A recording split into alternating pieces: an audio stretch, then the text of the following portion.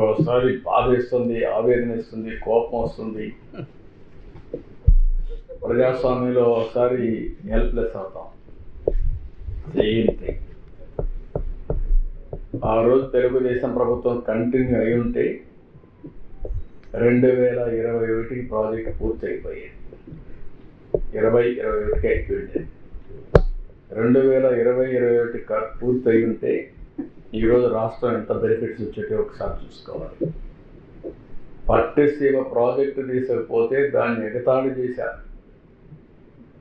ఎందుకు కట్టారన్నారు, ఎక్కడ స్టోరేజ్ ఉందన్నారు. ఆ పట్టిసీమ లేకపోతే కృష్ణా డెల్టా ఎడారైపోయేది. అలాంటివన్నీ విన్యాసాలు చేశారు. ఇప్పుడు 10 ఏళ్లుగా పట్టిసీమ శ్రీరామ రక్ష అయిపోయింది. ఆ ప్రాజెక్ట్ లేకపోతే ఎంత ఇబ్బంది పడేవాడో అన్ని ఇబ్బందులు పడేవాడు. అంటే ఒక వ్యక్తి యొక్క అజ్ఞానానికి, మూర్ఖత్వానికి, లేకుంటే రాక్షసత్వానికి నిదర్శనం ఇచ్చారు. బాధేస్తుంది చెప్పాలంటే, కోపం వస్తుంది, ఆవేశం వస్తుంది, సభ్యత అడ్డం వస్తుంది. మామూలుగా కాదు. నాకు తెలిసి ఈ ప్రాజెక్ట్ కోసం ఎంత కష్టపడ్డాను నేను. పండగ పూట నేను పోతూ అమెరికా పోవాలంటే నేను నాగపూర్కి వెళ్ళాను. మినిస్టర్ దగ్గర వెళ్ళి ఇక్కడ నమూనా కూడా పెడితే అవన్నీ ఇక్కడ పాట్నా అనుకుంటా, ఇది పూణే నాగపూర్లో మంత్రి దగ్గరికి పోయాను. పూణేలో నమూనా పెడితే నమూనాను చూసి అవన్నీ కూడా ఎట్లా చేయాలని అవన్నీ ఆలోచించుకుని అలా వచ్చాను. ఒకసారి అరుణ్ జైట్లీ ఉండేవాడు.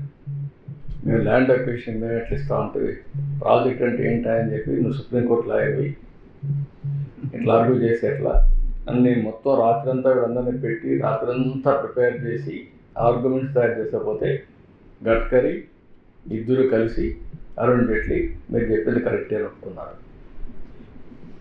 అంటే ఎంత పట్టుదలగా ఆ ప్రాజెక్ట్ని తీసుకొచ్చామంటే ఆ రోజు దాన్ని కూడా ఎగతాళి చేశారు.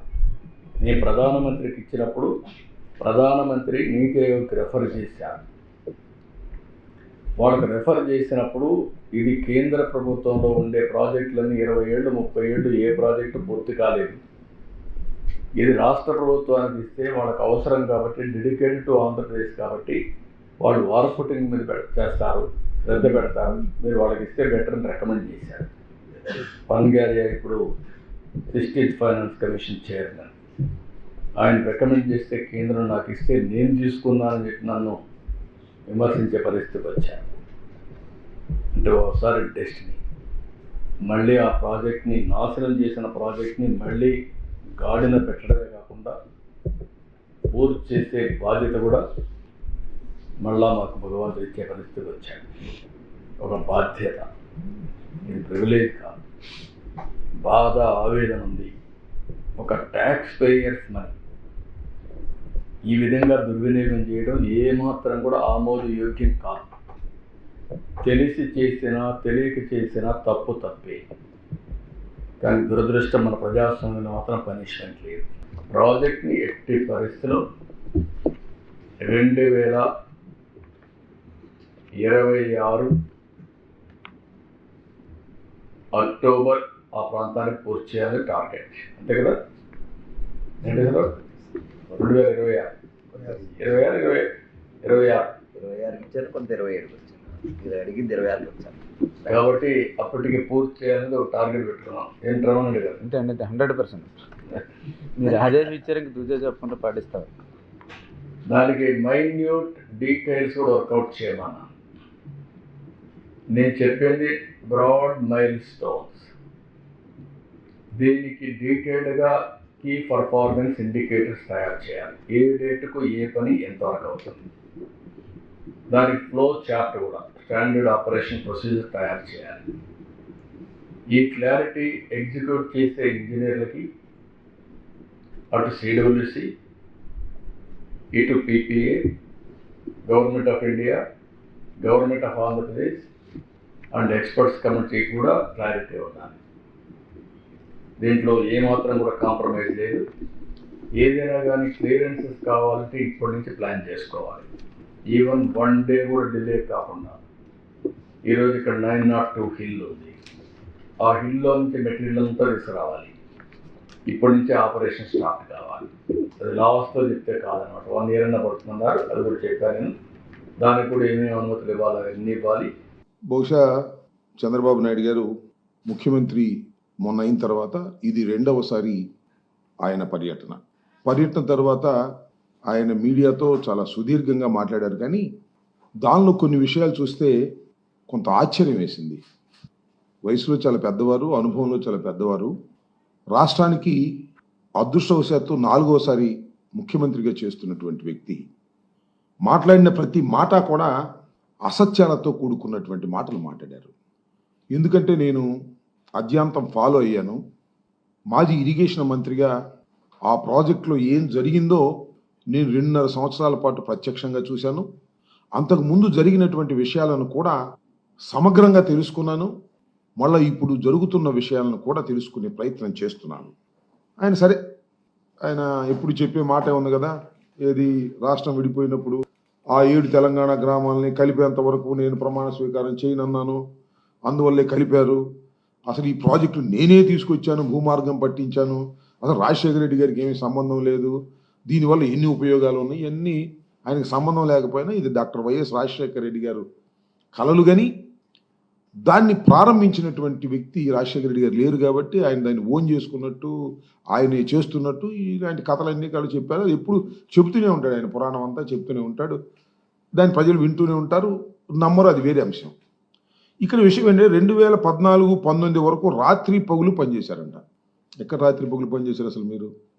2014లో రాష్ట్రం విడిపోయిన తర్వాత మీరు కొంతకాలం పనులే చేయలే, బేరసారాలు ఆడారు. కేంద్రం చేయవలసినటువంటి ప్రాజెక్టుని టోటల్గా కేంద్రం తీసుకోవాలి, కేంద్రమే ఖర్చు పెట్టాలి, కేంద్రమే చేయాలి, అలాంటి ప్రాజెక్టుని మీరొద్దు మేము చేస్తామని చెప్పి బతిమలాడి బామాలి తీసుకున్నారు మీరు. అది చరితాత్మకమైన తప్పిదం మీరు చేశారు. పైగా 16లో తీసుకుంటూ 13-14 రేట్లతో మేము పూర్తి చేస్తామనేటువంటి మాటతో మీరు తీసుకుని పెద్ద తప్పిదం చేసినటువంటి వ్యక్తులు మీరు, నారా చంద్రబాబు నాయుడు గారు. అదేమంటే స్పిల్ గేట్లు మేమే అమర్చామని చెప్పారు.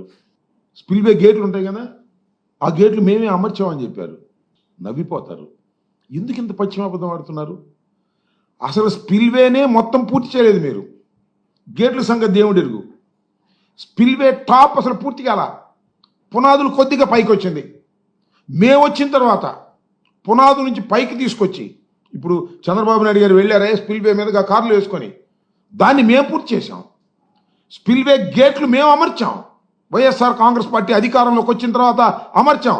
కానీ చంద్రబాబు నాయుడు గారు ఏంటంటే స్పిల్వే కొద్దిగా పైకి లేవగానే పెద్ద రేకు తీసుకొచ్చి అక్కడ పెట్టి భజన చేశారు. ఎందుకు ఇంత పచ్చి అబద్ధాలు ఆడుతున్నారు?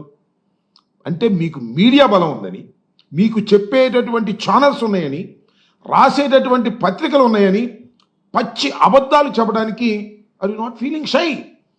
మేము చేసిన పనులు మీరు చేసామని చెప్పుకునేటువంటి కార్యక్రమం మీరు ఇవాళ చేస్తున్నారు. అదేమంటే 72% అంటాడు. ఎక్కడి నుంచి తీసుకొచ్చాడు లెక్క నాకు అర్థం కాల. 72% పూర్తి చేశాం. 72 కాదు, 50% కూడా మీరు పూర్తి చేయలే. ఇది వాస్తవం. నేను ప్రత్యేకంగా చెప్పాల్సిన అవసరం లేదు. కానీ మొన్న ఈ మధ్యనే ఆయన ప్రభుత్వం వచ్చిన తర్వాతే నిపుణుల కమిటీ వచ్చి వెళ్ళింది.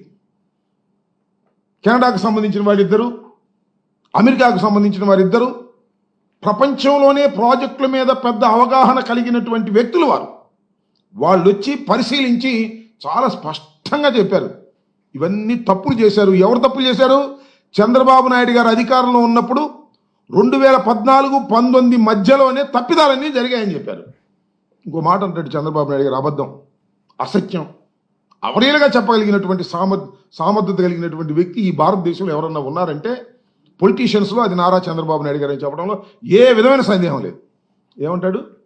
అధికారంలోకి మేము వచ్చిన తర్వాత అంట కాంట్రాక్టర్ని మార్చేసామంట. కాంట్రాక్టర్లు మార్చేయటం వల్లనే డయాఫ్రమ్ వాల్ కొట్టుకుపోయిందట. అనేక సార్లు చెప్పాను నేను. చంద్రబాబు నాయుడు గారు విన్నారు, అప్పుడు దేవినేని ఉమా గారు విన్నారు, ఇప్పుడు నిమ్మల రామానాయుడు గారు వింటున్నారు.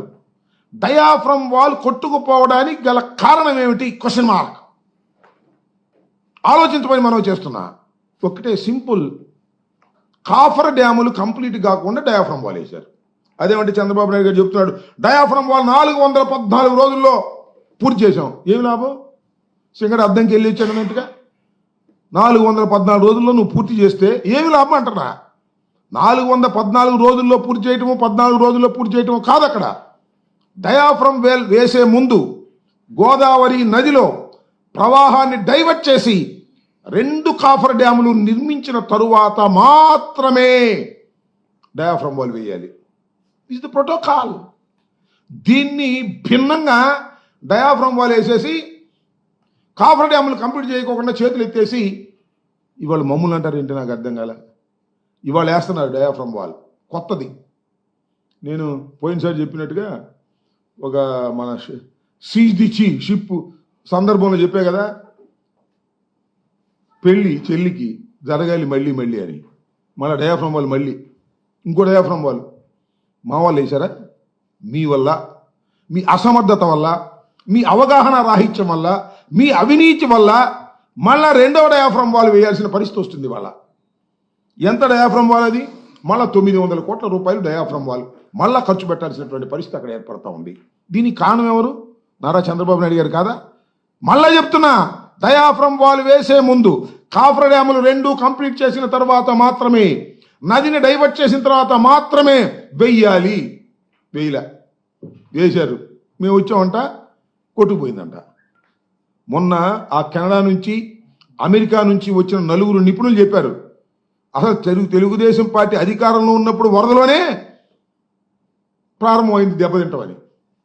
డయాఫ్రమ్ వాల్ దెబ్బతింటాం ఆ రోజునే ప్రారంభమైంది, మేము వచ్చిన తర్వాత కాదు అని వాళ్ళు చాలా స్పష్టంగా చెప్పారు. ఒకసారి చదువుకోమని మనం చేస్తున్నాం.